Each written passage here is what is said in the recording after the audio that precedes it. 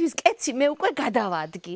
ეს იმას ნიშნავს, რომ კეცი არის გახურებული და აქ გვაქვს შესაძლებლობა მოვამზადე ინგრედიენტები მოვბრძანდით. ეს ახლა ალბათ იქნება ძალიან მხურვალე და ეხლავე გადმოვაბრუნებ. აი ზომიერია. ეს რეცეპტი არის ავთენტური, ბრინჯის ფქვილით არის ეს დამზადებული.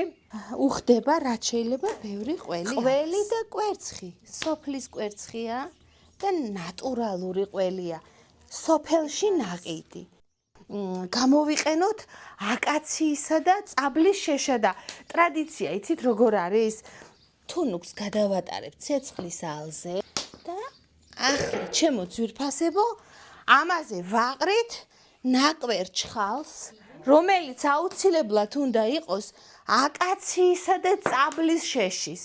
ნაკვერჩხლებს გამოვაცლი ამ ცეცხლს, როგორც ხედავთ, კარგი გაღვივებული ცეცხლია.